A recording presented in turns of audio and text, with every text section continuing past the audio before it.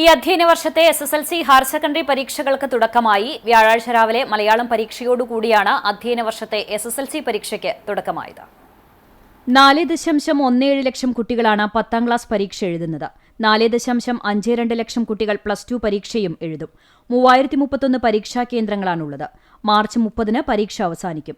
രാവിലെ 9:30 മുതലാണ് പരീക്ഷ ആരംഭിച്ചത്. പ്രധാന വിഷയങ്ങളിലെ പരീക്ഷകൾ ഉച്ചയ്ക്ക് 12:15 വരെയും മറ്റു വിഷയങ്ങളിലെ പരീക്ഷകൾ രാവിലെ 11:30 വരെയുമാണ് നടക്കുക. ഉച്ചയ്ക്ക് ശേഷമാണ് ഹയർ സെക്കൻഡറി പരീക്ഷകൾ. +1 വിദ്യാർത്ഥികൾക്ക് വ്യാഴാഴ്ചയും +2 വിദ്യാർത്ഥികൾക്ക് വെള്ളിയാഴ്ചയുമാണ് പരീക്ഷ തുടങ്ങുന്നത്. പരീക്ഷാ നടത്തിപ്പിനായുള്ള ചോദ്യപേപ്പറുകളും ഉത്തരക്കടലാസുകളും ട്രഷറികളിലും ജില്ലാ വിദ്യാഭ്യാസ ഓഫീസുകളിലും കഴിഞ്ഞ ദിവസം തന്നെ എത്തിച്ചിരുന്നു. ഇവ രാവിലെ പരീക്ഷാ സെന്ററുകളിൽ എത്തിച്ചു. സംസ്ഥാനത്തുടനീളം 26,000 അധ്യാപകരെയാണ് പരീക്ഷാ ഡ്യൂട്ടിക്കായി നിയോഗിച്ചിട്ടുള്ളത്.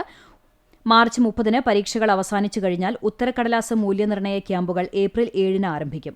ഏപ്രിൽ 28-ന് മൂല്യനിർണ്ണയം പൂർത്തിയാക്കി മെയ് 3-ാം വാരത്തിനുള്ളിൽ ഫലപ്രഖ്യാപനം നടത്താനാണ് വിദ്യാഭ്യാസ വകുപ്പ് ലക്ഷ്യമിടുന്നത്. ഹയർ സെക്കൻഡറി മൂല്യനിർണ്ണയം ഏപ്രിൽ 6-ന് ആരംഭിച്ച് മെയ് 22-ഓടെ ഫലം പ്രഖ്യാപിക്കാൻ കഴിയുമെന്നാണ് വിദ്യാഭ്യാസ വകുപ്പ് പ്രതീക്ഷിക്കുന്നത്.